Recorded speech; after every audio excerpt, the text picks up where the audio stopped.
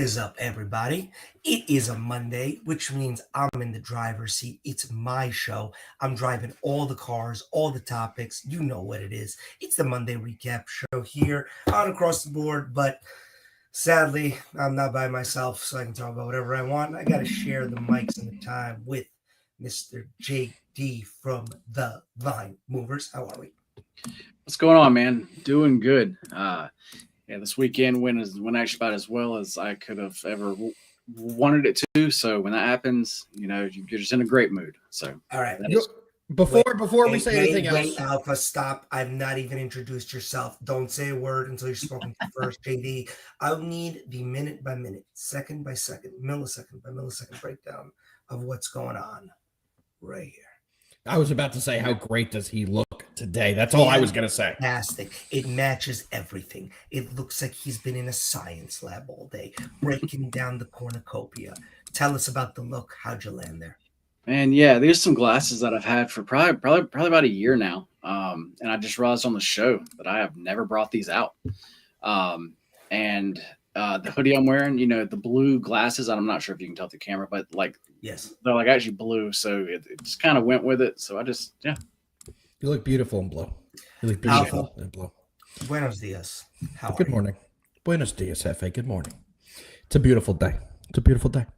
I'm happy as hell today, boys. Today's one of the best sports days of the year, and we get to say what we love to say on this show, Jefe and JD. And we don't call it an Equinox. I know we had to, but what do we call it, Jefe? Let the people know. It is the sports cornucopia, people. And I don't want to let the cat out of the bag. I don't want to get people too excited here in the first minute of the show. But towards the end of the show, you're going to want to watch this whole show. Not that you wouldn't anyway, because it's the Monday recap. We are going to give out a sports cornucopia 4-leg parlay. Yes. Oh, yeah. That means we got one from the NHL. We got one from the NBA. We got one from World Series Game 3. And we're going to have one from Monday Night Football. And it's going to hit. And we're going to start off our week with a lot of money in our pocket. Hell yeah. The people have been wanting an ATB parlay. So what better day to introduce the ATB parlay? And who knows, maybe we keep this rolling if we get some lucky with these 4-leg parlay today. So I'm excited to get into that later on in the show.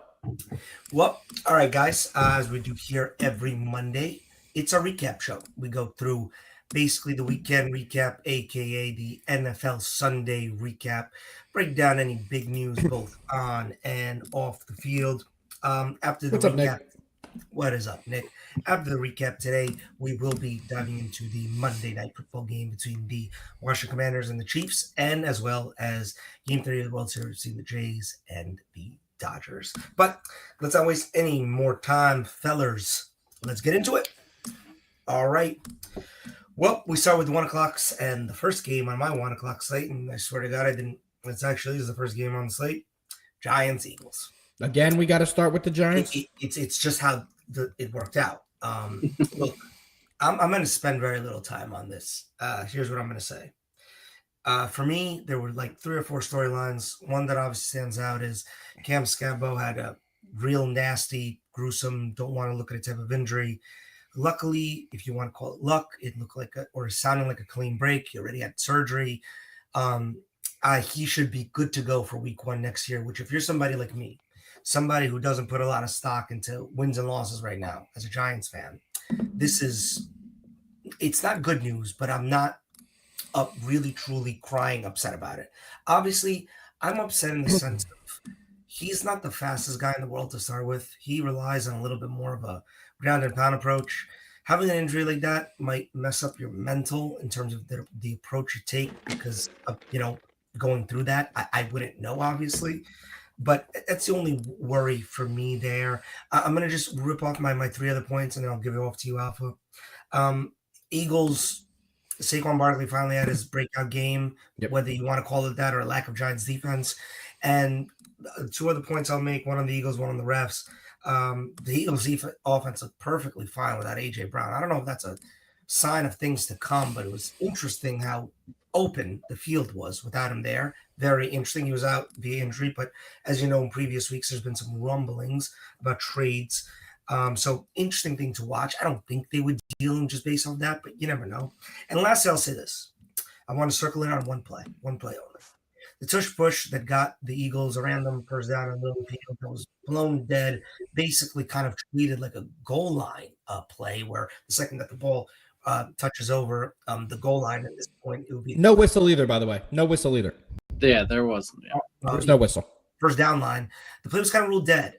And if you don't know what I'm talking about, you got to look it up. But Kayvon Thibodeau, the defender for the Giants, basically ripped the ball off. In my eyes, while somebody was still pushing Jalen Hurts across the line. I don't know if people play legal in the NFL if you don't know how to officiate it correctly across the board. I'm starting to become where it's just an unfair play because officials can't officiate it correctly. Yeah. Yep. I gotta say about that. Also, play was bullshit. I think that's an easy fumble recovery for the Giants. But I digress. Alpha. That's all I had to say about that. Give it off to you. The Giants already had a very difficult task to compete in this game with the injuries they had on the defensive side. For them having to also compete with the referees in that game was pretty interesting. Jake is here. We knew he'd be excited. But Jake, even you, who's the most biased Philadelphia fan I've ever met.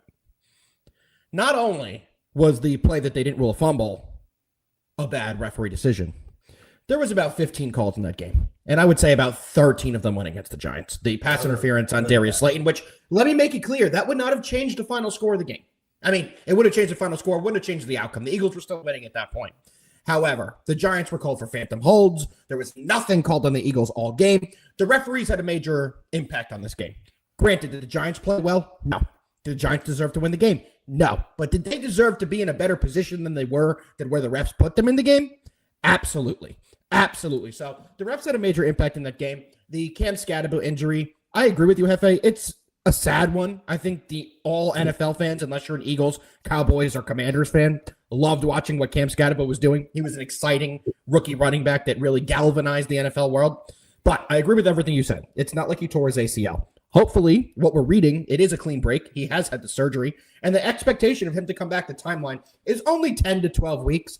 So it does seem like he'll be able to come back for next year ready to go. And it's a lot better than having a catastrophic knee injury, right? So sad to see him go down like that, but very happy that the injury realistically isn't going to be probably something that hinders him for future years. He will be able to move on from this. He did have the surgery. It's reported it was a successful surgery. So I am excited to see what happens with this Giants team going forward, but it was a tough Big Blue fan watching that game.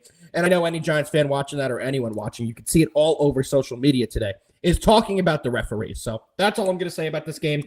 JD, from an outsider's perspective, what did you think of the game? Yeah, man. As far as I had one of the biggest plays that I've ever given out. I've been doing this publicly now for a little over 10 years. And I did give out a 8-unit play on the teasing the Eagles down to -1 and paired that with the as far as the Bills. So that was nice. That was a sweat freeze you can get. Easy winner there. So that's always nice to get those big plays home like that. But as far as the game, as far as the fumble, yes, it actually definitely was. As far as the officiating goes, like you were saying, Alpha, it did seem like it was cited to actually win way there. Like you kind of said, though, do I think that the Giants would have won that game? No. I agree. But actually, as far as it being a closer game state throughout, yes. Yeah. So that's really all I have there. As far as the injury goes, man, watching that I just happened to be watching that one when that went down. And when they first showed it, because they only showed it, that one time. Yep. And as far as injuries, we've all seen a ton. That one actually made me feel sick. Yeah, it was his foot was backwards. It was legitimately backwards. When I saw it, that one actually made me feel sick, and I was like, "Did you see him try to get up?" Yeah, yeah. Oh, he yeah. asked for help. He reached his hand up. He was like, "I can walk this off." It's like, brother, stay the fuck down. Yeah, stay down. It was crazy. He seemed, it was slow motion. Yeah, the whole entire time, actually after, he looked like he was fine. He was like, all right, I was like, He's a dog. He's a dog mentality, and that's why I think this injury is going to be nothing for him. I think he's going to carry the mentality that has made people fall in love with him. And really, the only reason he's in the NFL, the guy's not fast, the guy's not big, but what does he have? He works harder than everyone. He will run right into you, and I think he's going to attack his recovery in a similar mindset, and I think he will be back. But JD, watching that, I can peel back the curtain a bit. I was over with Jefe watching the game, and we both looked at each other and then looked away from the television with no words being said. It was like, ooh, even looking at that, as you said, Ooh, I feel rough like it to was look in at. slow-mo, man. I feel like it was in slow-mo. But yeah, that was a crazy. Want to know a crazy story? Look down in the comment we have on the screen. Jimmy Garoppolo suffered the same injury back in high school, and he was able to continue. Just kidding, Jimmy. Give us a little example. You said you had something similar. How was your recovery? What was the timeline? If you had something similar, we'd love to hear about it. Yes, we would. You know what else we want to hear about, guys? We want to hear about how the Jets got their first win of the season in a crazy ass fourth quarter, honestly. Sad news, obviously, before that Jets game started. Just heartbreaking news. If you're from the area where me and Alpha are from and around our age, Nick Mangold, even though we are not Jets fans, was a staple here. A legend here. A legend. I mean, the guy was drafted by the Jets, was a Jet through and through. Buddies of ours would have Mangold jerseys over Sanchez jerseys during those years. Yeah. Because he was just that good of a player. It sucked his story. It sucked how he passed away due to kidney failure. Terrible. So young at 41. Prayers to his family, his kids, everything. Terrible situation. And I think the Jets took that to the field and had that dog mentality.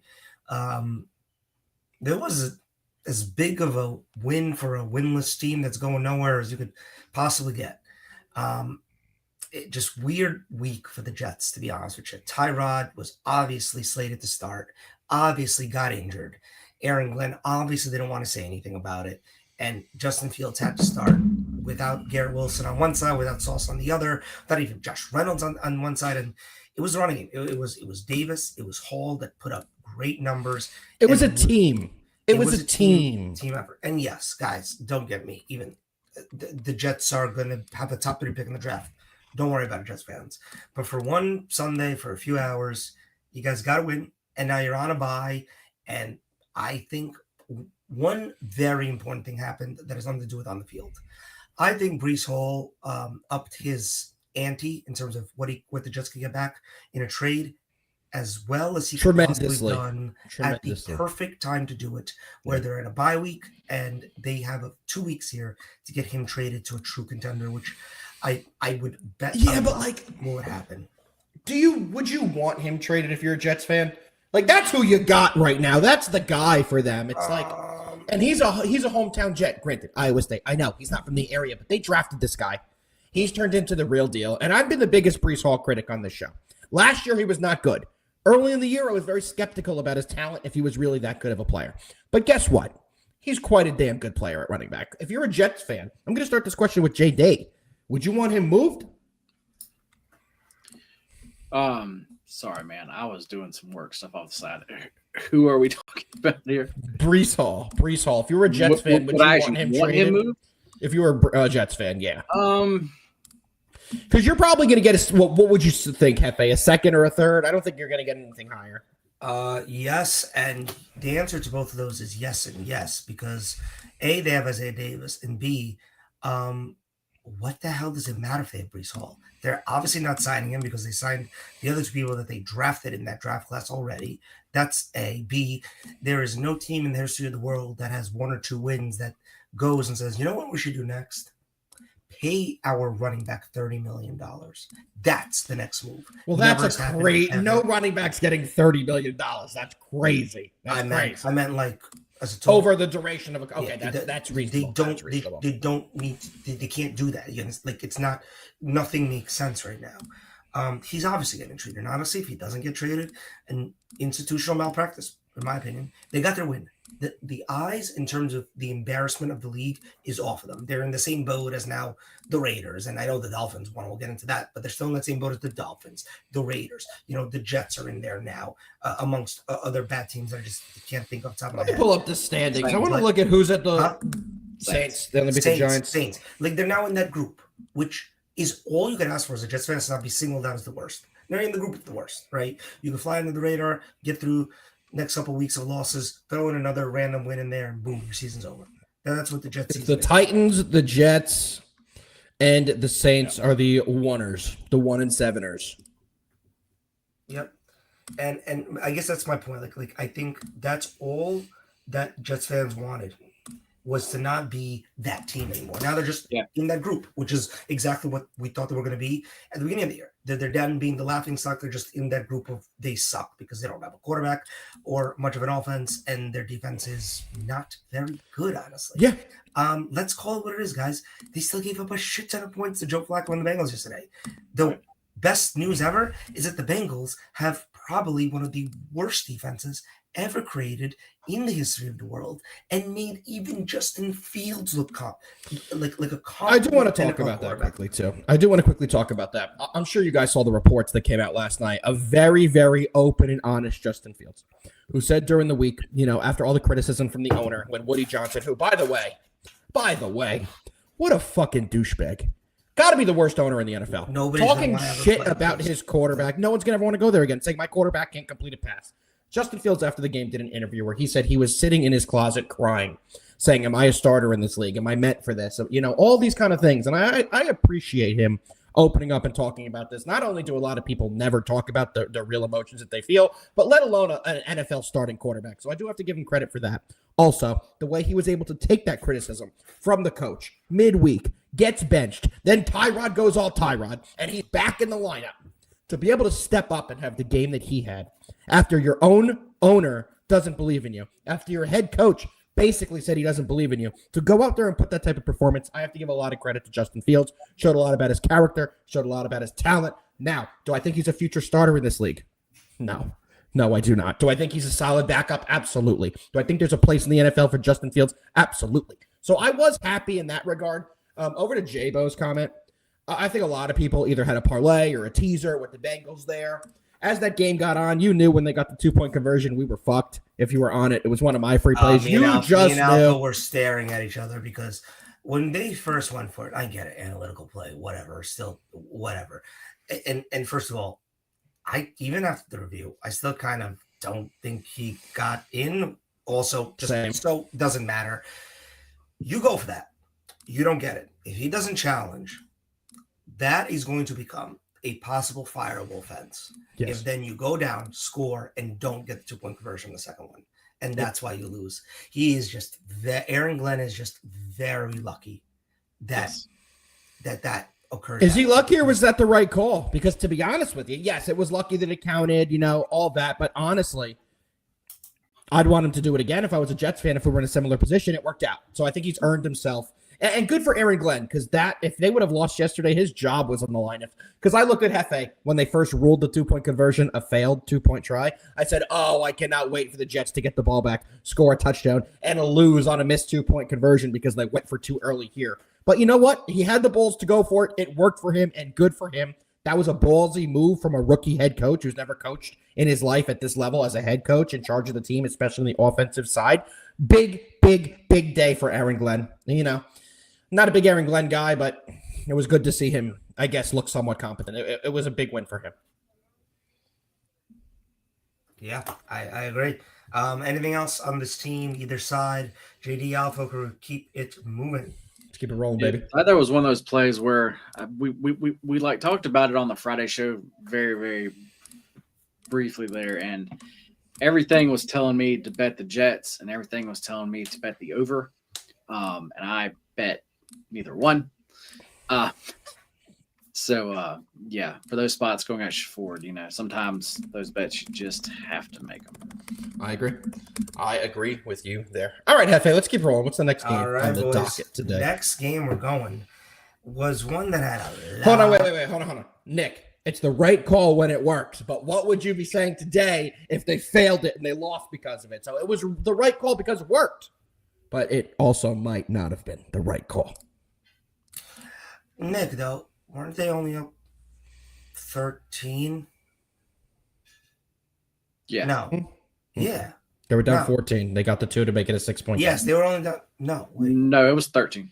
It was 13? Yeah. Wait, that's No what way. I thought. Hold on. Hold on. There's I no really way. thought it was 13. No, it was 14. It was 14. 14. There's no way. 14. But Nick, here's the thing, though. Why does he even need to go for 2?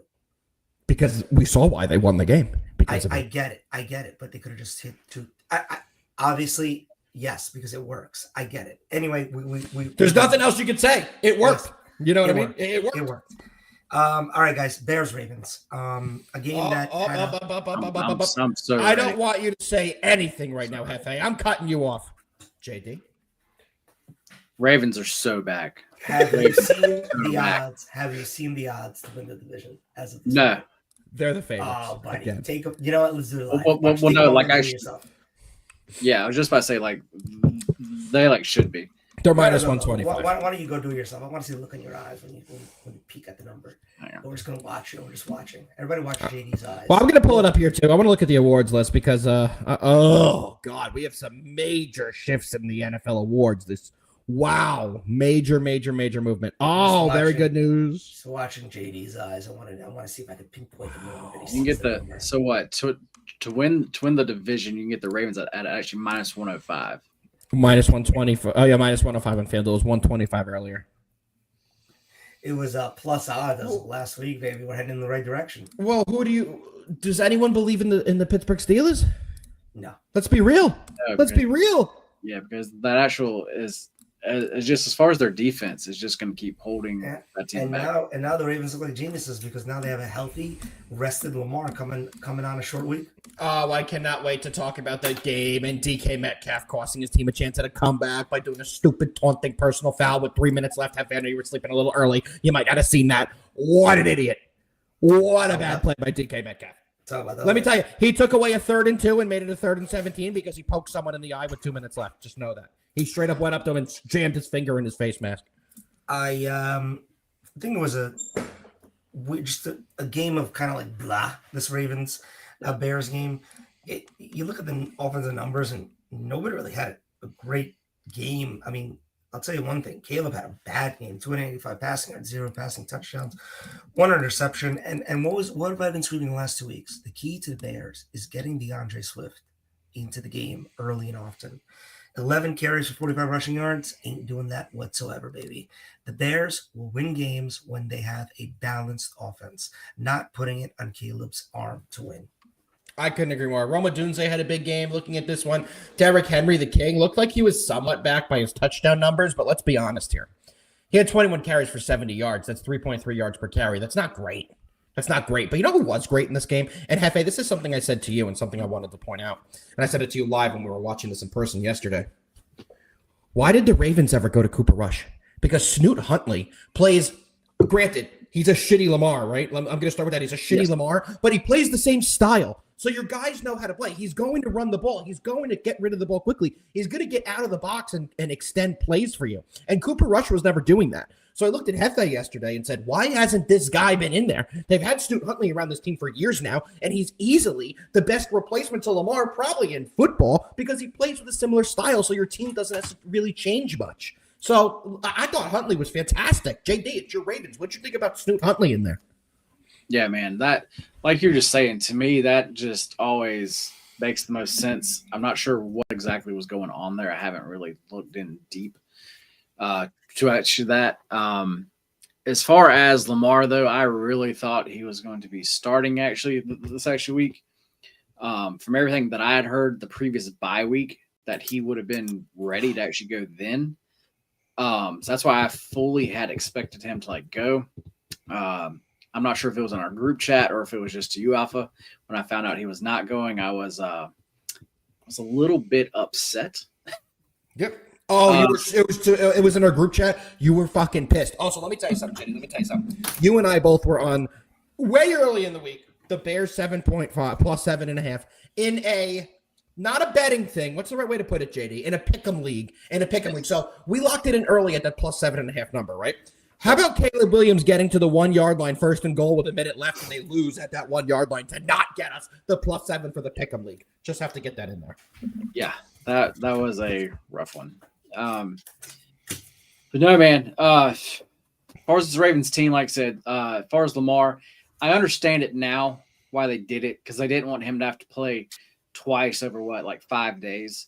Yeah, have fun losing that draft pick that you guys have to forfeit for falsifying practice reports again. Yeah. So I didn't fully understand it. I mean, like I said, I understand why they're doing it now, but I don't understand why they had everybody. Yeah, you don't understand why they would make such a stupid decision. Yes. That being said, not to get too far ahead. As far as actually Derrick Henry, you were talking about his game yesterday against the Dolphins on Thursday. He's going to absolutely eat you guys. They are not going to be able to stop him. What do you mean? The new red, we're going to get to it, JD, but the Dolphins, you don't think they're back? You're not riding the wave, riding the tuna, riding the fin? No. Okay. Anyway. Wow. Yeah, that's a lot. Speaking of riding the tuna, riding the fin, that's exactly where we're going to next, baby. What the hell happened to Kirk Cousins? Who? Damn. I don't know if he ever sees another snap again. That's how bad he looked. Absolutely unable to man an offense. What was the stat I read earlier? I believe it was 4 of the last 5 drafts the Falcons have gone offensive skill player in the first round, and that was the offense. Okay, here's the thing. I mean, in a game where Kirk Cousins is starting, you don't have Drake London. Maybe, and this is just a thought, I'm just going to throw this out there, you give the ball to Bijan more than 9 times. You would just maybe. Tua woke up with a swollen eye, apparently. Could only see clearly out of one eye, he said. Yep. Threw for 4 freaking passing touchdowns. I officially have no idea what the Atlanta Falcons are in terms of football organization, other than dog shit. That was my phrase. That's what I was going to say. They got blown out by Carolina earlier in the year. Then they just kind of win random games that, looking back at it, how the hell did they get the wins they have? Wins over the Bills, wins over the Commanders. It doesn't make sense how they won these games. But this is a team that is Jekyll and Hyde, and that's who they'll be. I will never put any serious wagering on the Falcons throughout the rest of the year, nor do I think this is anything to be said about the Dolphins. I just think they caught the Falcons on a really bad day, and I don't know what to say about either team coming out of this game. This was a weird game that I did not see coming, that I just kind of want to wash away from my memory. I didn't see it coming either. I did not have a play in this game. This is one of the games I laid off of, but man, was this an interesting watch as this went on. So I had a bunch of props I did yesterday where I had a few. I thought the Falcons would get a bunch of touchdowns in this game. I think everyone did, and they screwed a bunch of my 2 touchdown parlays. But you're so right. What do we have with this Falcons team? What are they offensively? What is their identity? Because it's not a run-first offense that's going to pound you 80 times a Bijan, because they didn't do that. It's not we're going to sling it all over the field, because the only receiver that had a decent game was, and it's not even a receiver, is Kyle Pitts. Outside of Kyle Pitts, the leading receiver was somebody named Kadarrell Hodge. Now, if any of you are from Atlanta and know who Kadarrell Hodge is, or if you're not a fan of wherever the hell he went to college, you've never heard of this guy. So what is their identity? I know Drake London was out, but Drake London goes out, and the team looks like this. Oh, that makes me depressed. Did you see the alert from our fantasy league, Jefe? No. The owner of Cam Scattaboo just released him. Now, that's a little sad. It's a little sad after the Cam Scattaboo released in the fantasy league. That's what affected me. That is what affected me. So we see where your head's at today. Very good.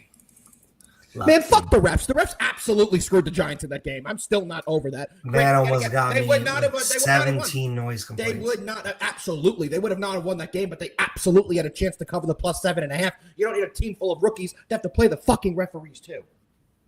Absolutely terrible. I digress. I won't bring it up again for at least 10 minutes.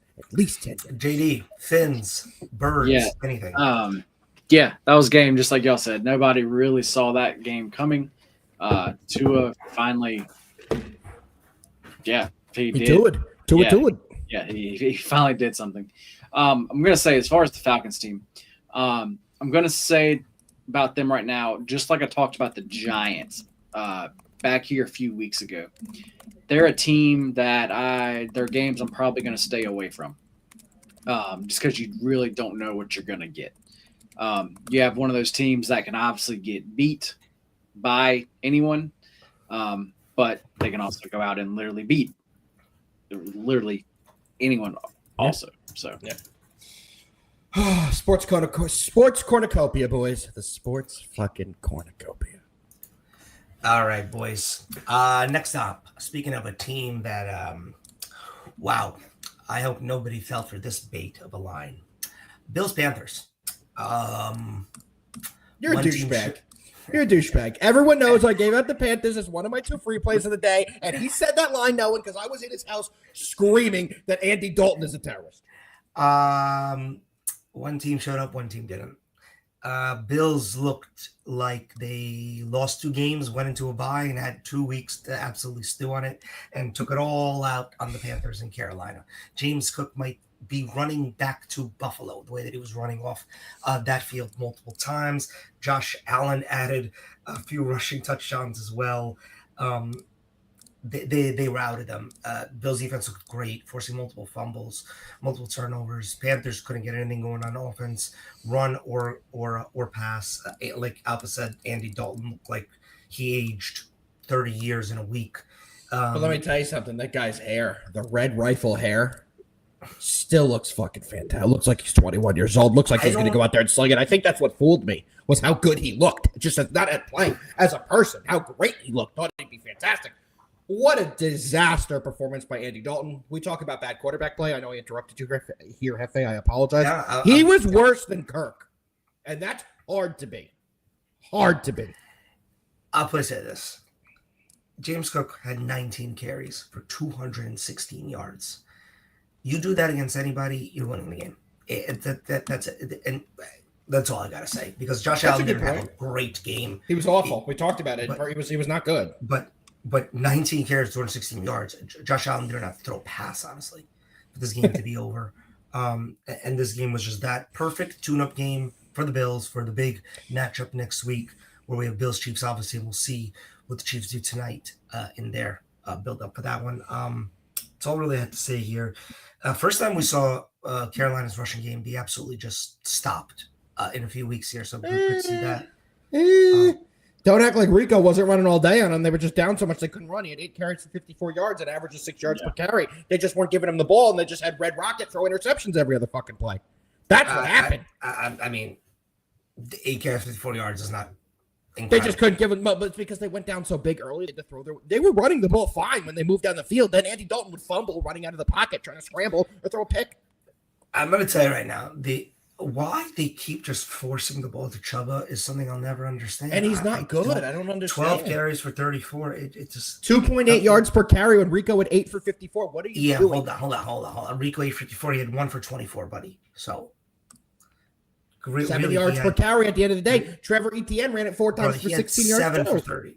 Anyway, I think the point is it's a weird thing happening with that. 7 for 30 still 4.5 yards per carry. That's not that bad. That's a decent game. It's a decent game. Anything from you, JD? JD, we have something for you. Answer this question from Connie. Man, we're just going over. Man, currently it's just a bunch of bullshit like blowout games. I mean, just to keep it real here. He's not wrong. So, Connie, you only get JD when it's important. You have to listen to the 2 idiots over here when it's a not important game. So get used to it. This the Bills game. This was the other half of my big play here. The one thing I have to say here going forward, I think the Bills off of bye week are basically the new Chiefs from the past. Sean McDermott 85% winning percentage off of bye week. So, JD, do you think we have the over in the Cowboys game for next week yet? The odds? Let me see. Yes, I believe it's at 53, and it should be probably at 55. Okay, I have a best bet for next week. I will disclose it later in the show. Game is literally a week from tonight. I will disclose it later in the show. It may be the over in the Cowboys game, because why the fuck would you not bet that guy hits the over by a comfortable margin every fucking week? Listen to me. Take it now. It'll move throughout the week. Take it now. Okay, Jefe, what's next? We'll break it down. All right, 49ers and Texans. Not a blowout, but definitely a snooze fest. I think the Mac Jones experiment is over there. They got to get Brock Purdy back in that saddle ASAP. I am not sure what the Houston Texans want to be. Do they want a top 10 pick? Do they want to try and maybe get in as a wild card? They want to maybe win that dog shit division that they're in. No, they can't win the dog shit. The resident New York Jet has arrived. David Honig. Welcome, David. David, I'm really happy for you. You got what you needed one Sunday. Now you get a Sunday off, much needed rest, bye week. You need it, and then back to the losing you go. So I'm very happy for you for 2 weeks. It's going to be up and up. All right, Houston, San Francisco. Are we worried about either of these teams? I mean, are we worried about San Francisco? I think just the injuries are finally catching up, even with Purdy probably coming back next week. And Ricky Pearsall, I'm not sure when he's going to be back. What are the Niners? I mean, they're so injured on defense. And that showed because Texans are bad on offense, and they didn't have that bad of a day. Woody Marks was running all over the place. Yeah, I mean, realistically, we know what the Texans are. They're not a great football team. They'll occasionally pick up some wins. They beat up on a beaten up 49ers team that's just injured. I don't believe in this Texans team, unfortunately. They're 3-4. Maybe they sneak in as the last wild card team. Don't really have much faith in them. On the other side with the 49ers, I'll quickly talk about them. I have zero faith in them. I have zero faith in the 49ers. I think they're the biggest of pretenders, and I think their defense is horrible. Connie, great point. I do not think they'll be able to advance anywhere if they get into the playoffs, and I just think they're going to be an irrelevant team the rest of this year. Too many injuries. Fred Warner, too many big-name guys gone down. Unfortunately, I don't think they're going to be a factor in the championship contending 2025 season as others originally thought they may be. JD? Yeah, the only thing to add here, besides what y'all said, as far as this Houston team, for me, they are just not a bet-on team. I don't like a lot of parts of this team and how things are going. As far as even how plays are even called, I do not like this team. As far as actually yesterday goes, I mean they technically looked good, but hopefully that helps us out down the road here and can gives us some better spots to bet against them. I'm with that. I am with that. All right. Jefe? Fellers, keeping it moving. Browns, Patriots is the next team we want to go to. I am officially... He was. Russo's right. I have to say this. Hutchinson was fantastic. He was getting open all game and getting a lot of big plays. I will give you that. He looked great. Higgins still the rookie. I mean, with Nico being out, they're able to showcase a few other wide receivers. I just don't know what's going on with that offense. And it's crazy to say. I think they might have an offensive line problem, which is even crazier to say. They have a huge offensive line problem. Because they got rid of a really good one, but maybe he's just past his time and we just don't see it yet. And oh my God, what's his name? Went to the Commanders. Offensive lineman. Oh God. Oh, Laramie Tunsil? I wasn't even listening. I just heard. Sorry, I'm not going to lie. I was retweeting the show, and I knew exactly who you meant when you said lineman. I know exactly what you're doing. Stop arguing with fellow Giants fans while we're on the show. I am arguing with a Giants fan right now. You're right. Back to the Patriots and Browns. I'm officially moving past even talking about the Patriots in regular season. I'm officially thinking about what are they in the postseason right now? Because with a guy like Drake May, who has one of the best deep balls in the league at this point, I have to admit it, top 5 deep ball thrower in the league. A defense that's getting better. It's young, but it's coached very well. An offense that I think could maybe use another weapon for sure in the passing game, just to help out Drake May. Because listen, he's great. Diggs is like here and there. I don't know what we're going to get consistently out of him. Running game, I can't imagine they're going to go for anything in the running game because they just drafted Henderson, and even though he got like 70 yards yesterday, but they have to make it work. I just don't know what the Patriots are in terms of. I can tell you what I think they are, and that's what I'm tweeting out right now. Regular season, I think they're crushing it, guys. They're crushing it. I mean, Myles Garrett had 5 sacks yesterday, and it meant nothing. Not literally nothing. Also, he has no room to fucking complain. I can't watch him bitch anymore, slamming his helmet, acting like woe is me. You requested a trade. They offered you a lot of money. You accepted the money in a situation you've been in for, 8 years? You knew what the fuck you were signing up for. You don't sign the contract then. You want to get traded, sign elsewhere. I don't want to hear him complain about how bad the Browns have been. Newsflash, it's the same fucking thing we've seen in the last 25 years. So I don't know what he thought was going to change there. That's my take on consistently seeing him complain. But he was fantastic in the game. Fantastic. The guy on the field is absolute dynamite. There's no stopping him. One thing I do want to say about Drake May and this Patriots team. They're not for real this year. They don't have a chance to win this year. Let's be honest. They're 6-2. They look fantastic. Give this team 2 to 3 years, and they will be a top 3 team in football. They will be a team that will be contending every single year because Drake May is a top 5 quarterback in football. He may be a top 3 quarterback in football.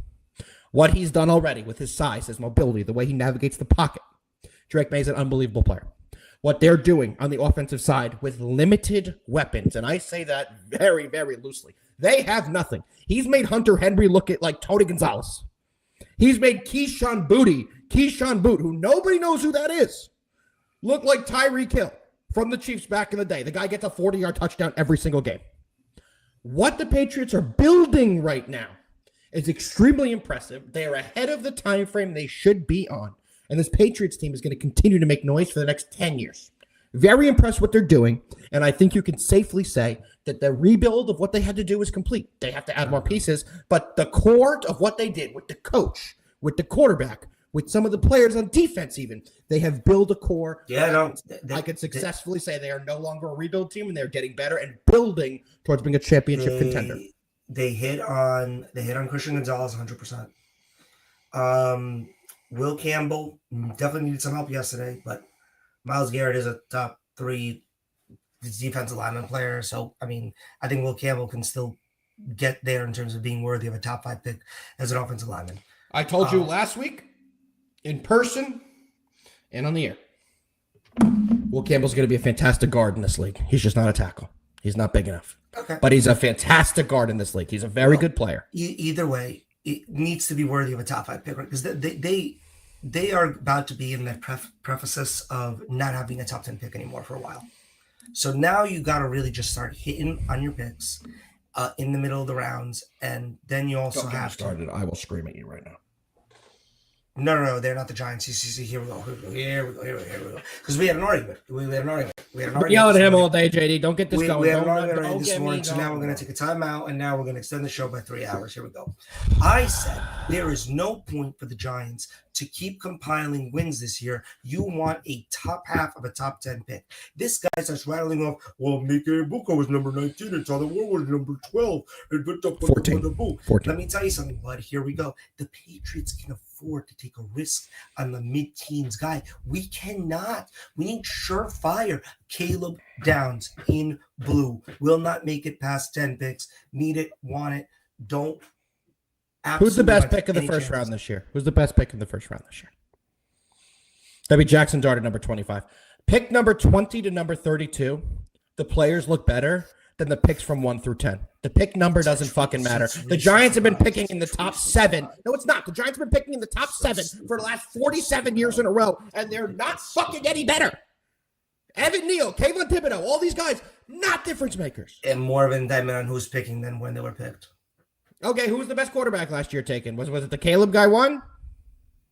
No, the pick doesn't matter. Compete in football games. I'm tired of rooting for my team to fucking lose. Win football games. Get better. The pick doesn't matter. Blow your mind with this. Imagine having a top 5 pick and not needing a quarterback and being able to possibly, I don't know. Here's the thought. I'm gonna get close. I'm gonna whisper. Trade it. Let me read you a little bit more. Here's the top 10 from 2024. Jaden Daniels, good pick. Absolutely. Number 2. I'm not going Caleb number 1 because we know what happened. Marvin Harrison number 4. How the fuck does he look? J.C. Latham number 7. Unplayable for Tennessee. Michael Penix Jr. 8. J.J. McCarthy.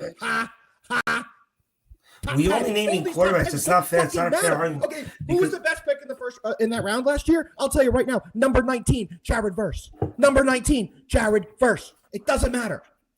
The pick number doesn't matter. Brian Thomas Jr., number 23. Kenyon Mitchell, number 22. Chop Robinson, number 21. I can keep going. Xavier Worthy, number 28. Tyler Guyton, the best lineman that the Cowboys have, number 29. It doesn't matter. Terrion Arnold, number 24. It doesn't matter. Brock Bowers, number 13. None of these guys are top 10. None of them. You're not looking at it how I'm looking at it. Yes, absolutely. That's great talent development. Great job by, honestly. Connie, shut up. I'm making a point. Great job by evaluators evaluating the talent from the decision-making process of the draft. I know Sean just had a honestly great draft with Dart and Abdul and obviously Cam. Yeah. I'm not really crazy about his draft before that, to be honest with you. Malik Neighbors was that draft. That was a given to you pick, and as you know, the draft really is not about round one. It's about everything else. Come on, I agree. That's why I don't desperately root for my team to lose anymore, because I did that for 10 years and watched us never fucking improve. I am not desperately rooting them to lose. I just think they are not close to competing. And if you're not close to competing, I don't want to be trimming on the mediocrity. I want the best spot to make my team the best as fast as possible. And more than not, that is having a top draft pick, especially when you don't need to worry about getting a quarterback. Because you know that at the worst case scenario, even if you're at the top and you don't love anybody, you can trade that, because all it takes is one person to like one person enough to make a dumbass trade, i.e. Browns Jaguars. JD, who won? Me or him?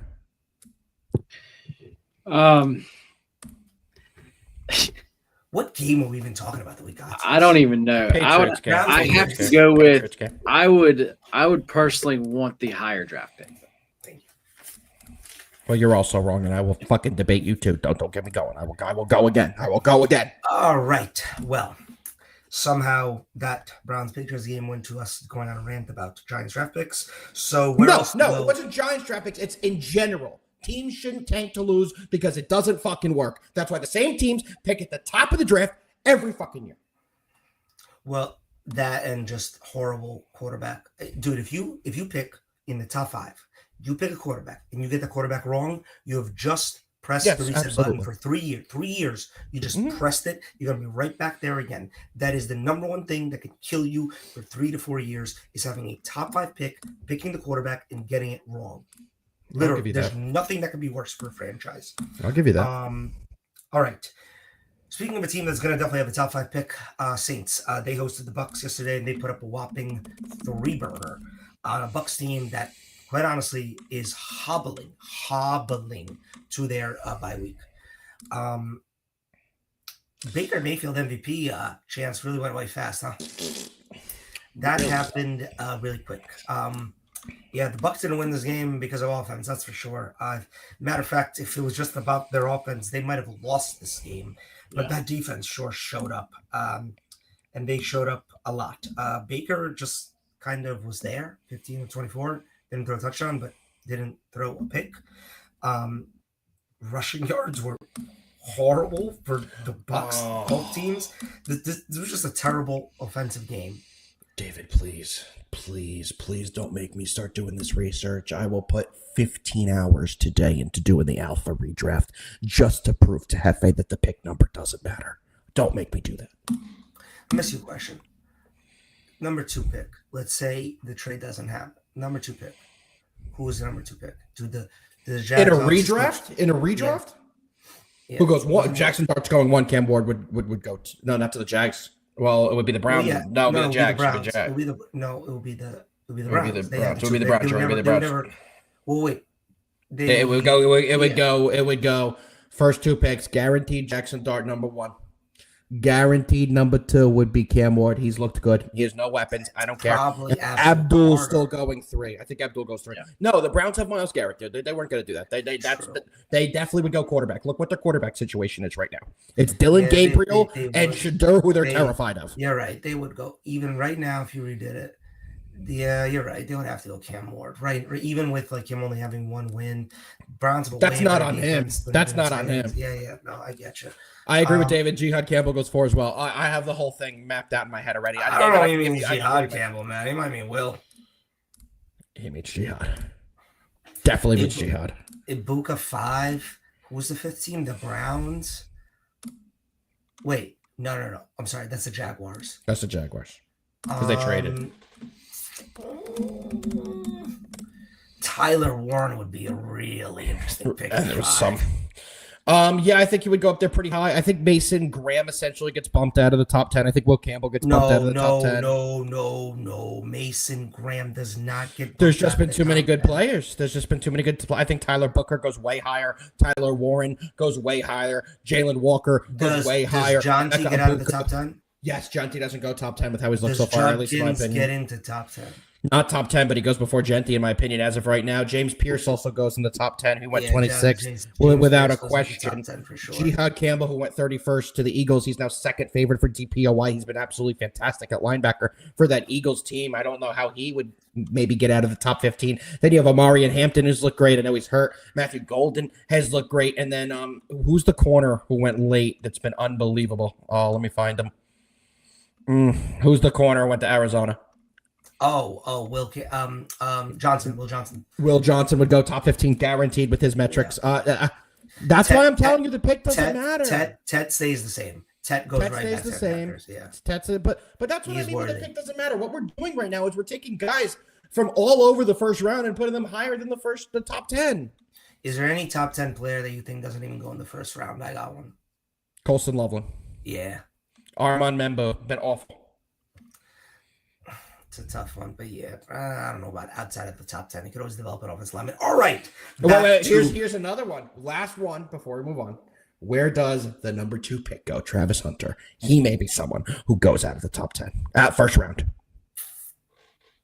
No. Not great on either side. Average on I'll both tell you sides. one thing.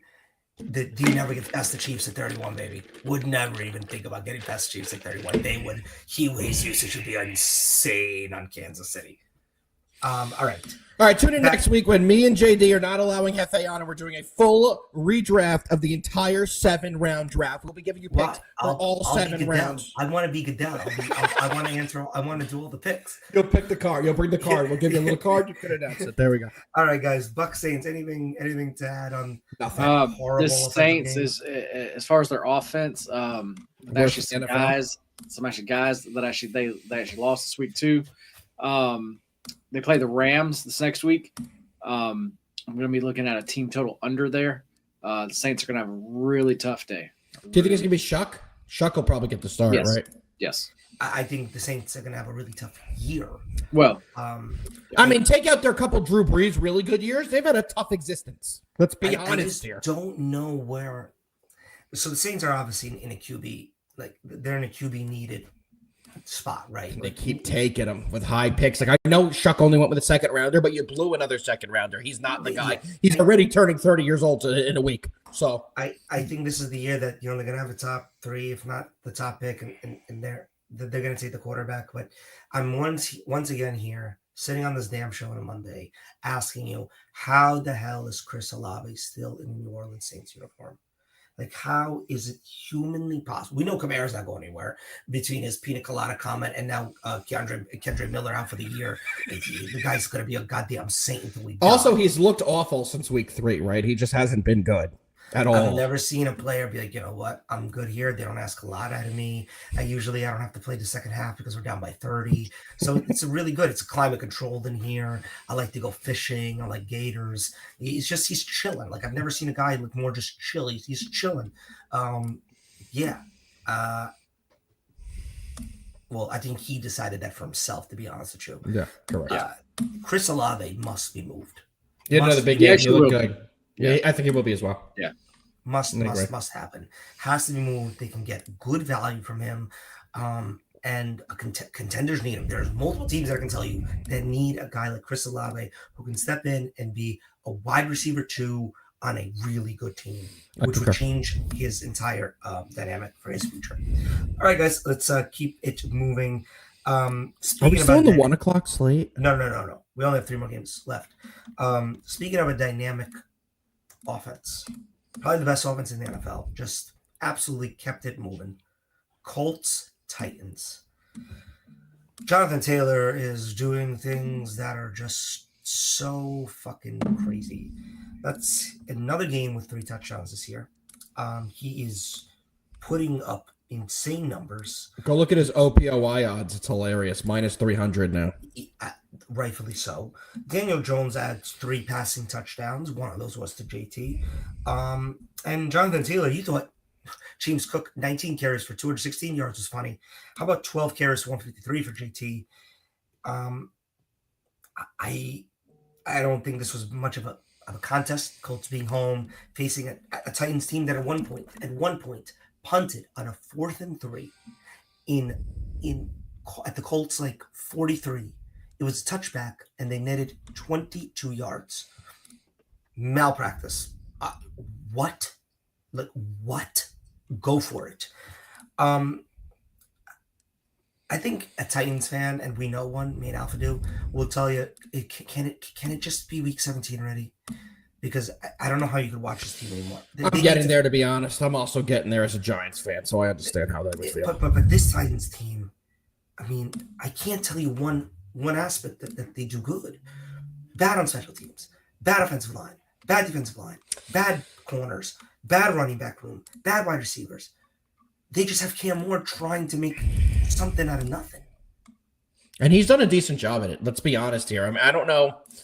If you put Jackson Dart in Tennessee, do you think – I think we're seeing a similar product out of them. I just don't think any quarterback can be successful with what they have going on in there. Coaches coming in and out the door, general managers in and out the door, ownership completely inadequate in handling anything, and completely inadequate on making a successful product on the field. This team has been dog shit for years, and they're going to continue to be dog shit until they change it up. But what's her name, the owner of that team? You know who I'm talking about? She's awful. She's awful. Oh, I meant the new Ursay owner. No, she's fantastic. She's on the other side. Hang on. I gotta stop the show. Our guy, Zizou Bergs, just got the break in the 3rd set to go up 3-1. Let's close this out, man. I'm a big Zizou Bergs. Is that a guy or a girl? Guy, yeah. Big Zizou Bergs guy. Okay, sorry. Back to Daniel Jones and the Colts. If you're not a believer in this team now, I don't know what's going to get you there. They're 7-1 in the year, 5-0 at home, and Daniel Jones had another 3 touchdowns, 0 interception day. He had a cute quarterback rating of 136. Funny thing, they did get Riley Leonard in the game. They did get him in. Didn't have a completion, but finally was able to see a little Riley there. And then talking about the running backs, mainly JT. What he is doing is historic right now. His career numbers are historic right now. I believe he's the 2nd fastest to 75 touchdowns in history. I believe he just beat Jim Brown, who was 3rd. He passed him for fastest to 75 touchdowns in their career. What he's doing is truly remarkable. What this Colts team is doing is truly remarkable. They took a rebuild year where they said, remember going into the year that Anthony Richardson was a 50-50 shot to start for this team? This is unbelievable what they're doing. What they're doing is unbelievable, and it goes to show you what a coach like Shane Steichen can do for your program. Absolutely. They before JD adds on, they have a real chance to be 9-1 heading into their bye week before a humongo game in KC. They have next week, they're at Pittsburgh. The week after that, they're doing the one of the last international games where they're hosting, obviously, neutral field in Berlin, the Falcons, before they head into a bye. They win by a billion. There's a real chance this is a 9-1 team heading into their bye, where they'll be coming out and going to KC, which will be the week before Thanksgiving, and that is just not where I thought we'd be with the Colts. I obviously that they're in a division where they're absolutely running away with it because the Jaguars are next up and they're 2 games back in the loss column. Well, and I don't even know what they're going to do. I'm not going to go into it, but the Jaguars are in such a bad financial position and team position that's why they're looking to sell off assets, because they are in such a bad position. They're not selling off BTJ. You can get off of that. That was a whirlwind of a rumor that is so dumb because they don't even have to pay him for 2 more years. Stupidity. If anything, sell one of the guys that you're already freaking paying, like anybody on that defense that obviously can't stop a nosebleed. Oh, yeah, because people want to bring in those expensive defenders. Buddy, they're not I'll bet you anything they're not treating Brian Thomas. Just no. that the minute it is announced that Brian Thomas has been traded, I'm going to go live and I'm going to hold up a picture of your face and I'm going to yell at it. I'm not going to allow you on the live and just yell at a picture of your face for 2 hours. About 2 hours ago, Liam Cohen said it's a rumor BTG's going nowhere. So good luck. Have fun. JD. All right, yeah. As far as this game, it went pretty much exactly how I think we all thought it would. The Colts did what they had to do. Titans, you said it, Alpha. They're horrible everywhere. Besides Cam Ward, I am still high on actually him. Same. Really am. Like you said, he just has nothing there to actually work with. As far as the coaching too, that is it's just all the way around. Can we just talk about it? How the hell do you get rid of Mike Vrabel? What is wrong with you? Yeah, he has a few years of like meh, and not even meh. They were making the plays, they were just losing. And you think the right move is to fire him and look at him, we'll have to watch him absolutely rebuild an organization in a year. And now a year in 3 weeks. And you have set yourself back 3 years. And I think they have their quarterback personally. And they still are so bad that I think they set themselves back 3 years. JD, go. All right, chat. I have a little task for us, y'all. I know it's Monday, and as far as the as far as the team totals are not out on actually most books, but there's a book out there somewhere that I know that has a team total. Please, somebody find me a team total for the Colts next week because they're gonna fuck the Steelers up. Fuck. Alpha, you want to follow that up? It's confirmed that the Scadaboo injury was open, which is bad. That's not good news. Meaning that the bone popped through the skin, which can be an infection. Bad. That's what happened to Alex Smith.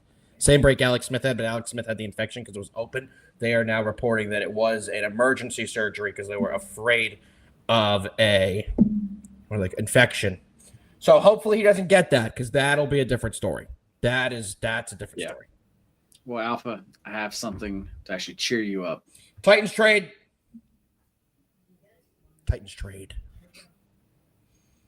The Titans are sending. Oh, God, I know it's a nobody. Cornerback Roger McCreary to the Rams for a 5th-round pick.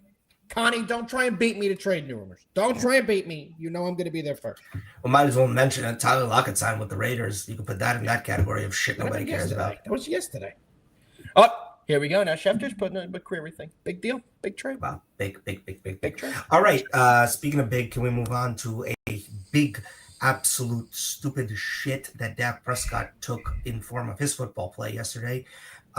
He looked horrible in a game that Bo Nix looked like he remembered that throw. Oh, Connie didn't even click in the old doodle. Oh, Connie, wow. That didn't even click up. Connie. I just thought he wanted a few bye weeks and a free paycheck, but that's smart.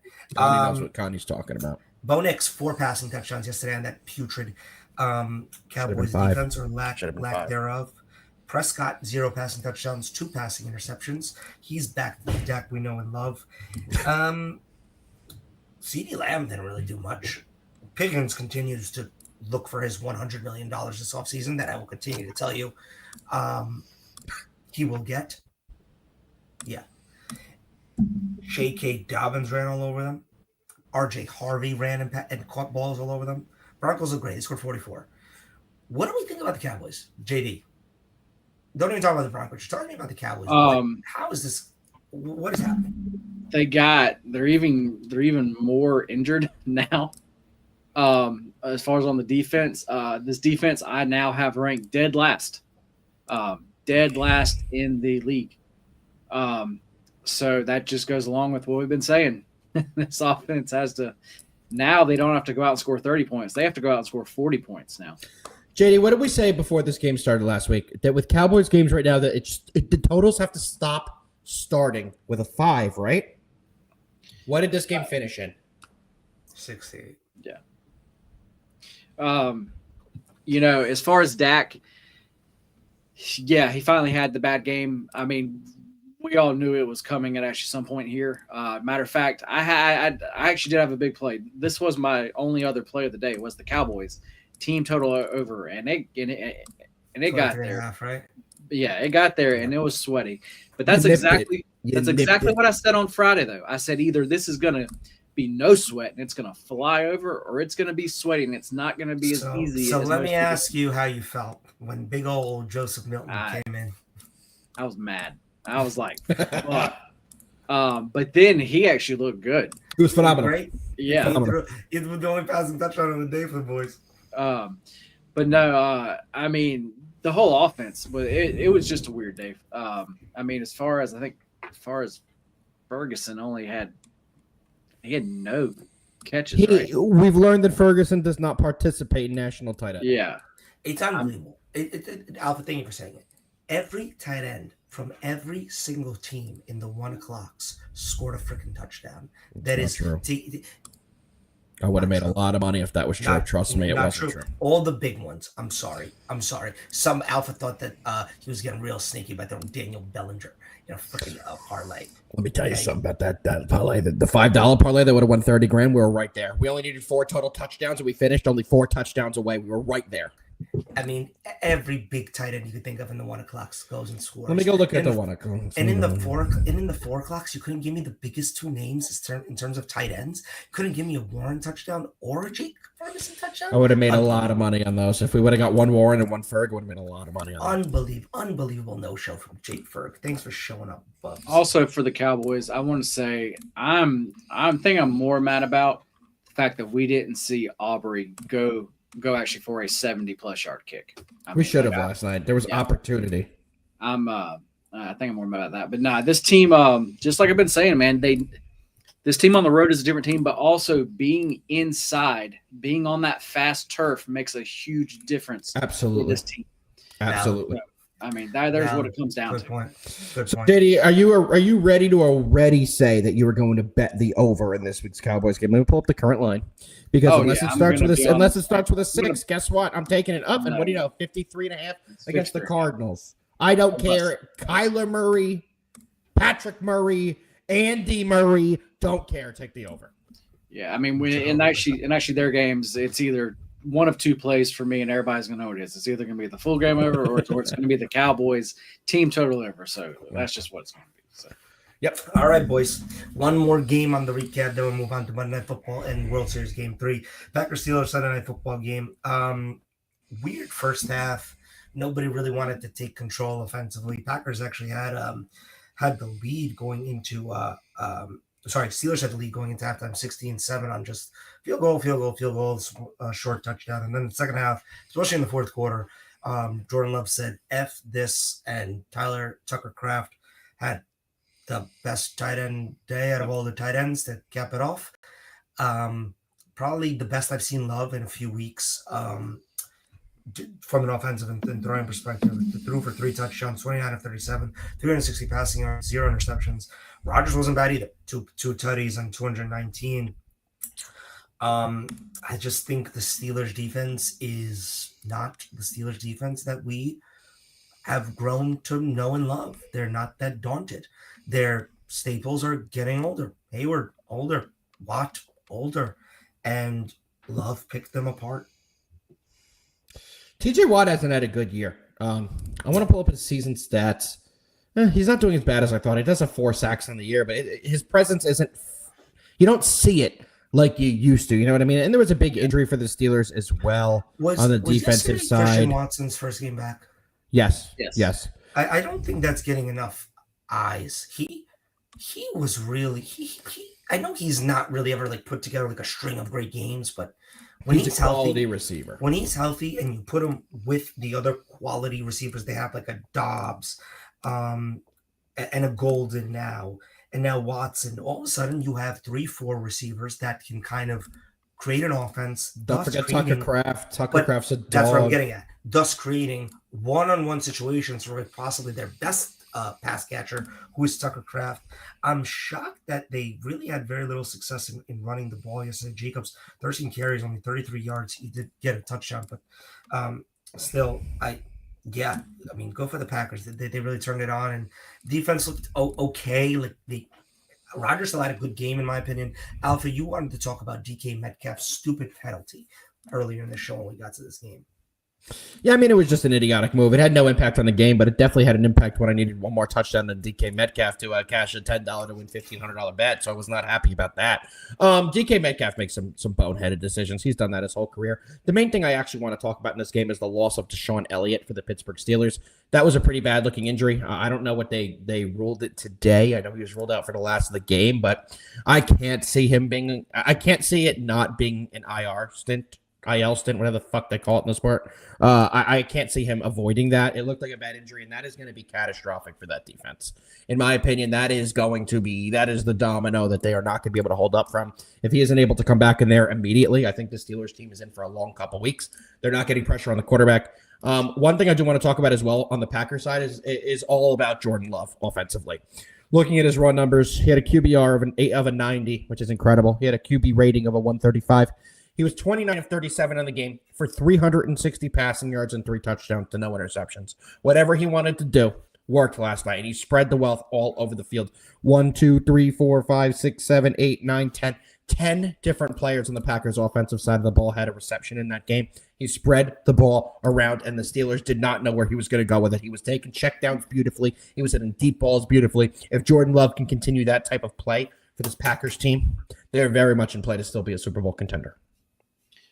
That goes right into the two things that I've been saying all season long. One, this Green Bay team goes as far as Jordan Love can actually take them. Agreed. You saw that yesterday. You saw them look amazing because Jordan Love had a good game. That goes into my other statement. They had a good game because the Steelers defense is just not very good, especially as far as they're actually – as far as their secondary goes, it seems to be getting worse by the week. And now they have no Elliott. And that's why I think this actually next game, I think against the Colts, man, I think it's going to be a rough day for them. What's the line in that game? Let's pull it up here. The Colts are -3. I'm slamming that. They win by double digits. I think they win by 10 or more, JD. I really do. That's why I really want to take their team total over here. Because it actually looks like it's going to be pretty low. I mean, especially for like them. So that is where I'm going to try to attack there as soon as we have a number. JD, by the way, I did it again. Do it. Oh, hey, we can recap. We can recap at 1:15. God damn it! I did that last week too, JD. All right, Jefe. Is that going to do it for the recap? Boys, that does it for the recap. Okay, hold on. Wait, let me take the banner off. It was on for a very long time. There we go. 20-second banner today. Continue. Everybody loves 20-second. All right. Recap's over, but NFL isn't because we got one more game to go over. Commanders visiting the Chiefs tonight, fellas. No Jaden Daniels. We got Mariota in the slot. Serviceable backup, I'd say. Serviceable backup. Oh, big. I mean, we're all thinking about it. Bergie taking the third set, 6-2. Humongous. Had to put it up for JD. Had to put it on the banner. Hey, guys. But there is a tennis sweep, so. Wait, watch this. When JD sweeps, wait, what can I do? What can I do that's cool? Give me a second here. I'm filibustering. I'm filibustering. Put a hat on his head. Put a hat on his head. Hold on. Take the glasses off. Put sunglasses on.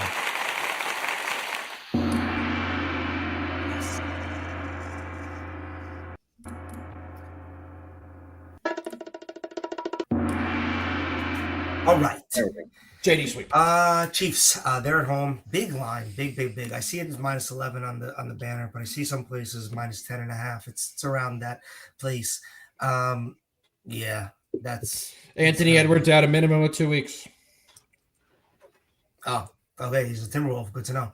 All right. Commies, guys, what do we think about this game? It's a big line. Mariota is a serviceable backup. He's been in the spot before with his team. Might understand that Scary Terry and Debo are healthy and playing tonight. I don't know about healthy, but they're playing. They're playing. Yeah. They need to be because this Chiefs offense last week looked unstoppable. Will they be a little more stoppable tonight? Alpha, I'll start with you. No, the Chiefs are going to absolutely steam them. Did we see what the Cowboys offense did to the Commanders defense last week? Now you're going to tell me they got Rashee Rice, who's the I don't want to call him the slant god because that's not what he is, but he's the check down god. You get him the ball in a check down, he's going to get you a first down. He's going to get you 10 catches and 50 yards and 2 touchdowns. It's what he does. But you know what also that opens up? Xavier Worthy for the 90-yard bomb down the middle with his pure speed. What are the Commanders going to do in this spot, Jefe? Truthfully, what are the Commanders going to do in this spot? What did I randomly blurt out this time, Nick? I do that. I do that. What was this week's? I don't know. Oh, the gong. I love the gong. I love the gong. I'll put it to this. I see this game as Chiefs are going to score points. I think the Commanders are going to score points if he's in a position to throw the ball. I kind of looking at the over here. And that's where I'm kind of looking at, as well as an anytime for Xavier Worthy, because I think all eyes on Rashee Rice, especially after his first game, and not enough players, or I guess players of value in that Commander secondary that I think could team up one-on-one versus the speediest guy in the backfield. Who do you think is going to be defending Rashee Rice in this game? Marcus Lattimore. And what does that mean? Telling you shit. all right now, Rashee Rice is in my 2x2 for tonight's game. Here we go. Let me guess the other one. Is he on the other team? No, I'm doing 18 touchdowns on the Chiefs. Zach Ertz. Damn it. Every time I just know exactly where his head's at. Maybe. Not confirming or denying. You won't go Debo. You want to, but you won't. No, I was more leaning Terry because he's plus 3,000. No, absolutely freaking not. Who the hell is Terry? Honestly, another one I was leaning. A little maybe Marcus Mariota via the legs.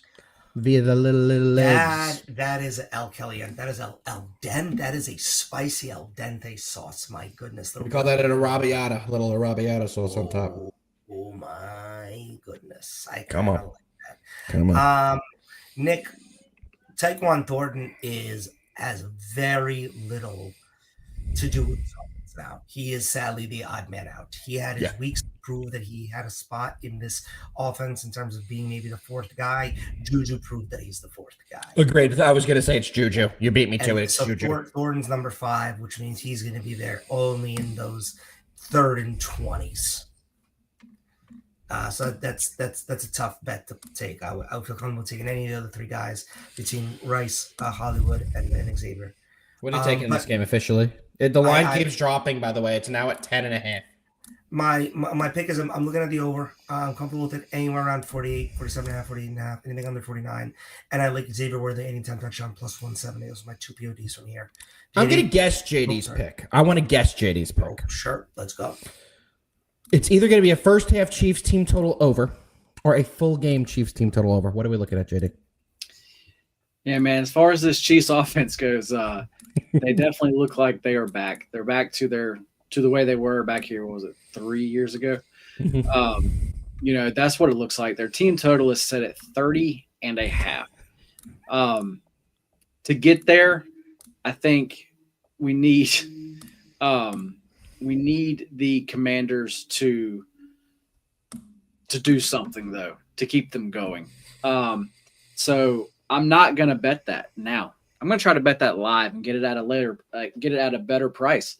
And I'm gonna do that tonight on the live line tonight on this channel at actually 8:00 tonight. So everybody make sure to join us there. We're gonna be watching the whole game. We're gonna be breaking down, giving some live plays. Oh no. Oh no. Oh boy. What do I do? I'm here. I'm a little in trouble here. Wait, please tell me that we got him back. Wait. If let's just say JD really froze there. Alpha, please tell me you had no ability to take that graphic off. So to be honest with you, I did, but I was going to say I didn't to see how long we keep that running. I do have the ability to take that off. That would have been hilarious if the show would have just been me. Just like and my whole camera was blocked out. I was trying to do a thing on the side to get the fingers up, but it wasn't showing.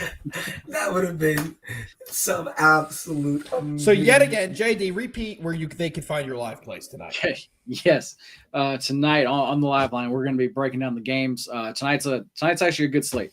We've got the football game. We have actually, as far as it's a good slate. It's a good slate. JD, say what it is. It is the cornucopia, guys. It is the cornucopia. tonight's the night. So be there. We're going to go live at actually 8 o'clock Eastern. Got a bunch of guys on, like I said, give some live plays. But yeah, there's my there's kind of my goal here is actually to catch that Chiefs team total. If I can get it more in like the 27 range, that's what I'd like to do. But I actually do have a play on this game, and that's Chiefs in the first half. Give me Chiefs in the first half, minus 6.5 points.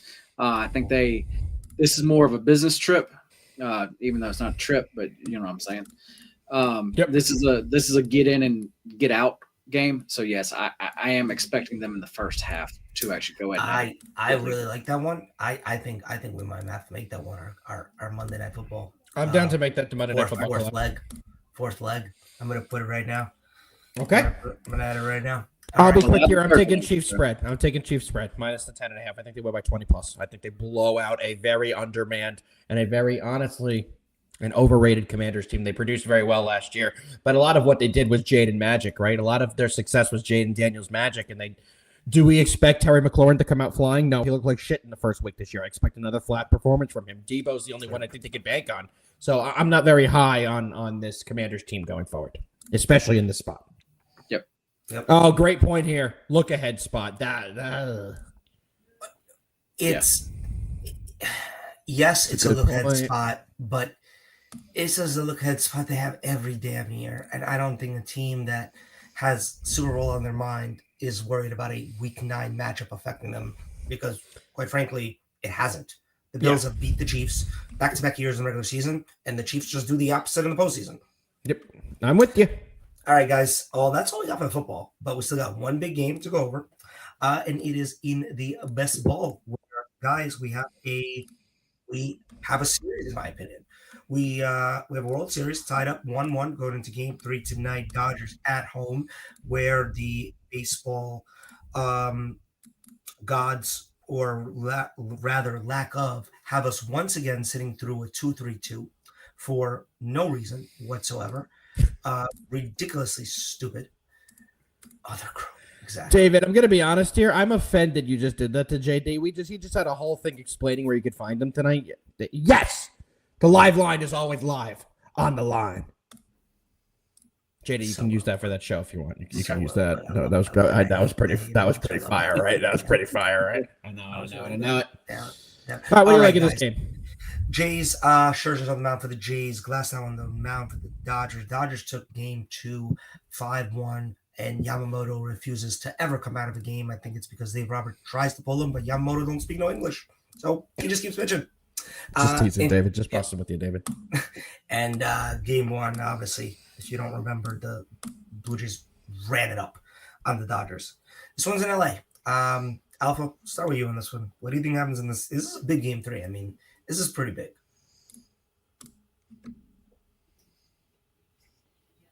J-Bo. Nah.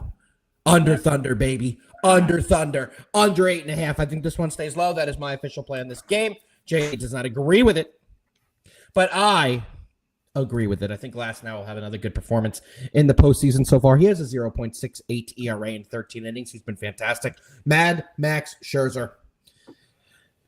He looked good enough last game to get me to buy in. He looked good enough to get me to buy in. My guy J-Bo never lets me down. My guy J-Bo always here in the chat to provide the under Thunder. And J-Bo, we are going to hit the under Thunder under 8.5. That's my pick. JD? Not that I don't hate the under, but he hates the under. Oh my God! I've never heard him hate a bet more. I've never heard him hate anything more. Holy crap! The only thing he hates more is anti-Ravens bets. That's it. It's literally it. It's anti-Ravens. If Steelers to win the division, he's gonna kill you. Right. Definitely. I just cracked myself up. This is yeah. But anyway. Hates it. He literally hates it. Wow, so Nick is all the double Nick, by the way, just flaming you with the Nick with actually no K. I was just looking at that the double weird spelling of Nick. No offense, guys. I'm just teasing. It's going after my guy JD. You go after JD. You go after me. And UNC basketball, yeah, I actually, yeah, I even know he doesn't like that one. He hates hate UNC off. basketball. You are correct. But no, guys, so, um, How many more things can we start listening that he hates so that he never gets this pick tonight? I did not understand a thing Jefe said. I don't know if you understood him. JD, I said, how many more things can we keep listening that JD hates so he keeps getting distracted and not giving us his pick for tonight? Oh, you know what? Do you think JD likes chocolate covered bananas? I had a Hates debate him. about that with this morning. Do you like Hates him. chocolate covered Hates bananas, him. JD? Hates him. I knew it. I think I know. I think JD hates vacuuming. He's like a cat or a dog. He gets scared. Yeah. I got a cordless one. It does fantastic. Okay, sorry. Back to JD. this game, as far as Max, just like you said, Alpha, he came out there the last game he pitched and actually pitched well. Yeah, he did something, right? He actually got the job done, and actually that's what it came down to. He went out there and got the job done. Tonight on the road against this Dodgers team, I just do not think he's going to be able to do that. As far as his ground ball rate, it is extremely low, guys. Extremely low. And against this Dodgers lineup is not you need that to be higher, guys. I have this game priced at actually minus 235. So I'm showing value on the Dodgers here. I already have a series bet on them, so I am already on them basically to win this game. What I'm looking at is going to be a Dodgers team total over. I just haven't decided if I'm doing that first 5 or if I'm doing that for the full game yet. There we go. But while we're doing this, let me share my screen really quick because I actually forgot to do this for the football game. As you're pulling this up, I have some sad news that just got reported here. Any of you guys Barstool sports fans out there? I'm a big golf guy, and I'm a big fan of their golf content. Barstool Beef passed away yesterday. It looks like he was born in 1994, so 2 years younger than me. 30 years old, 31 years old.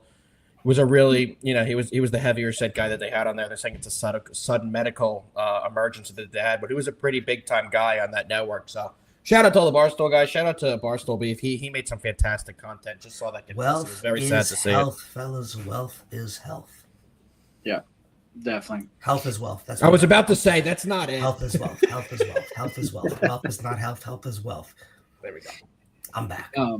But getting back here to this baseball game real quick, as far as the BetQL, have you see not here, given out your play yet? Have you not?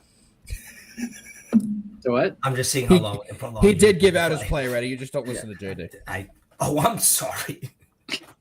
They are actually showing a 3-star play here on the Dodgers here. Let's see what they make the line here. They make the line minus 220. They're saying that they're going to score 5 here. That's what I am thinking also here. I do think in the first 5 that they do get to actually 3 runs. So that's why I said I'm still trying to decide between the first 5 team like total or either the full game. But as far as my numbers and everything, kind of like agree here with actually what BetQL is saying. And guys, while I have this up really quick, let me just go over here to the wait. As you do that, can I give BetQL a huge compliment? Yeah. Last week, you guys were doing this. It must have been Thursday or Wednesday, whatever. I think we were looking towards a later line.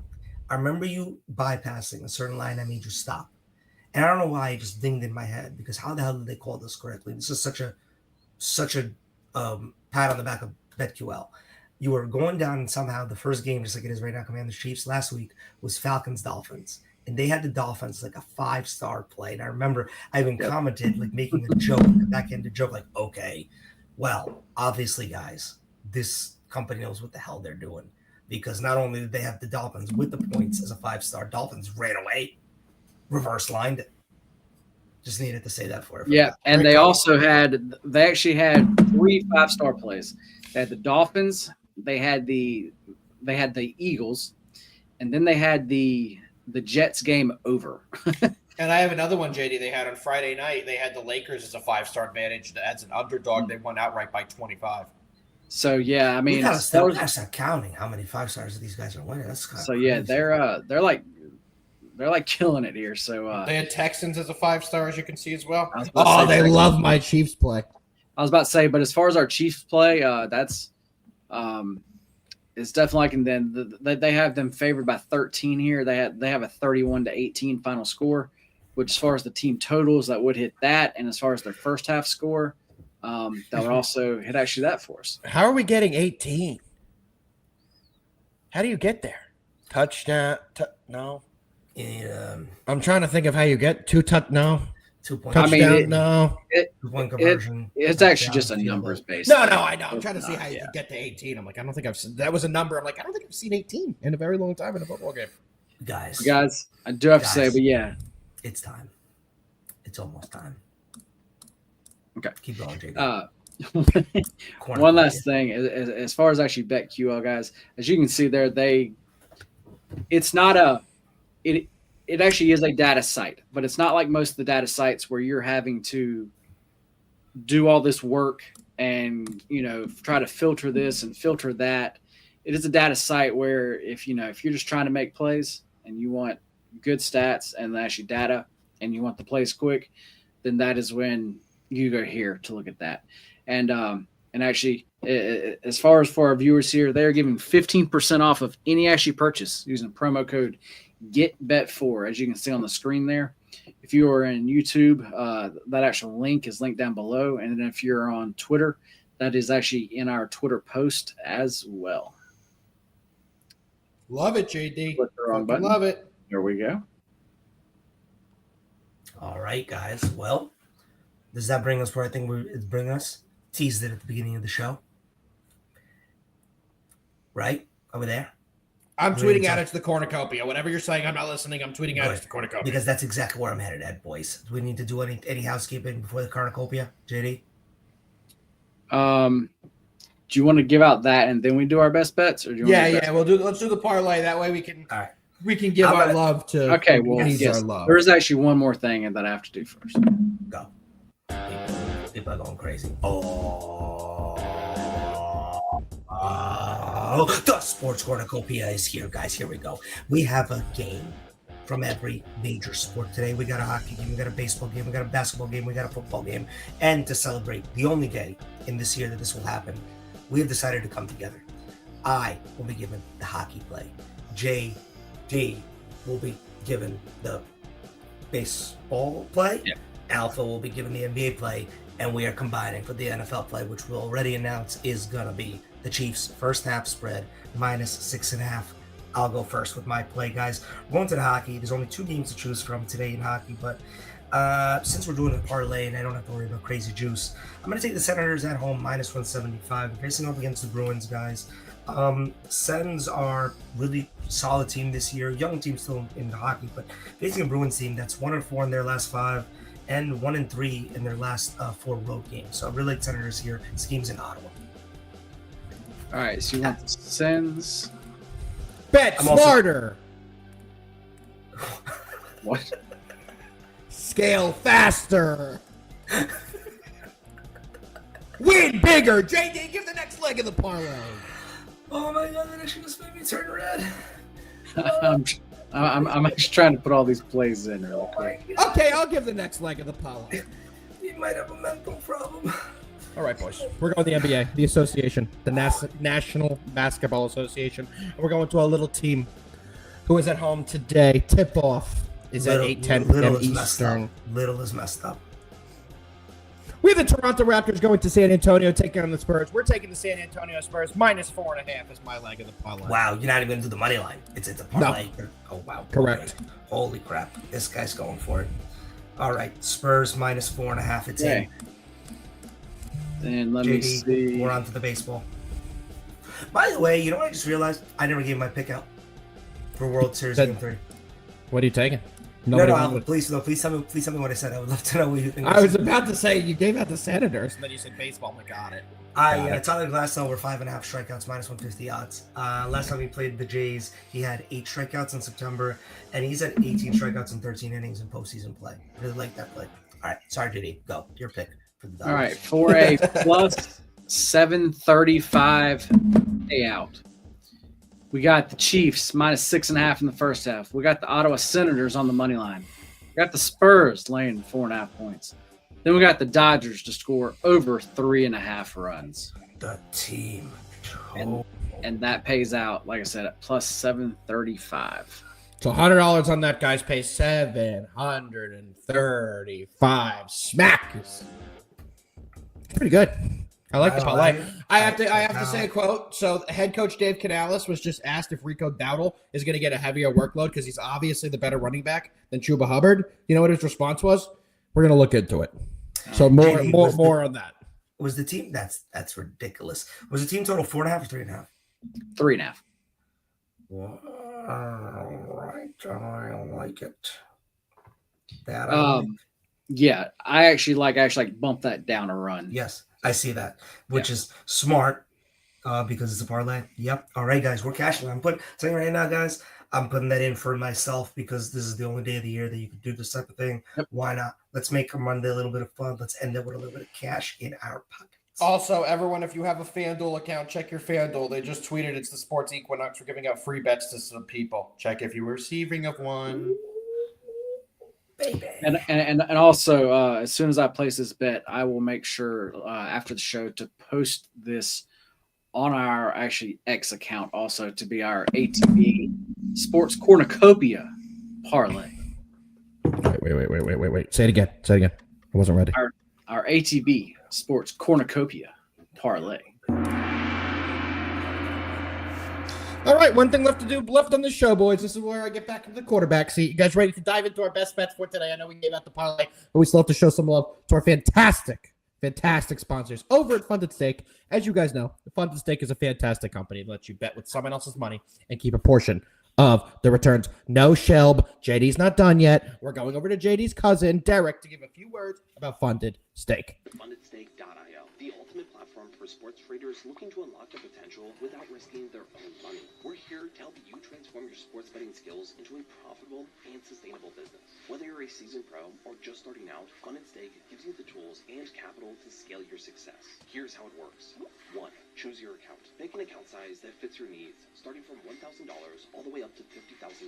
Your journey starts here. 2. Take the challenge. Hit the profit target while sticking to our risk management rules. For example, with a $10,000 account, aim for $3,300 in profit, place a minimum of 25 sports bets, and maintain the required daily and total loss limits. 3. Get funded. Once you pass the challenge, we'll provide the capital for you to trade. You can keep up to 80% of your profits while we take on all the financial risks. At FundedStake.io, you'll benefit from a fully personalized dashboard where you can monitor your trades, track your challenge progress, and place real-time bets on all major sports leagues. Our platform is built for transparency, ease of use, and performance. With FundedStake.io, you can focus on winning and scaling your success while we cover the risks. No financial stress, just growth and profits. FundedStake.io. Bet smarter, scale faster, win bigger.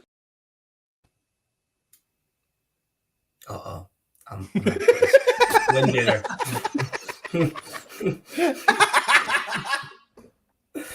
Scale faster. Now there's my part. I know. We're all throwing out a different one today. Now you say a random line, JD, of the thing. Win bigger. Boom. JD, please bring up Funded Stakes so we can put in our bets. For the love of God. This has actually been a really fun show, guys. Probably for us. I don't know about for them out there. I was about to say, I'm not sure. Hilarious. Oh, I'm not sure about for the viewers, but for us, this has been a fun one. Oh man. Well, guys, I'm just going to go first, and I am going to go with Chiefs in the first half. Remember earlier when Alpha just ripped off scale faster?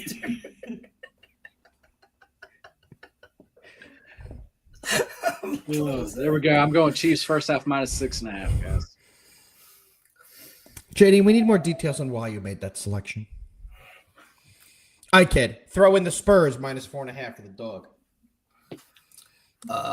Basketball.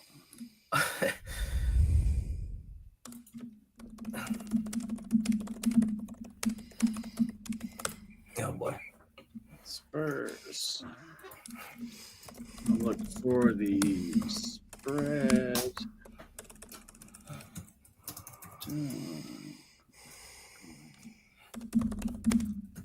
Spurs minus. Okay, this is interesting. Do you want them at -4.5, -114, or -4 at -118? -4. -4.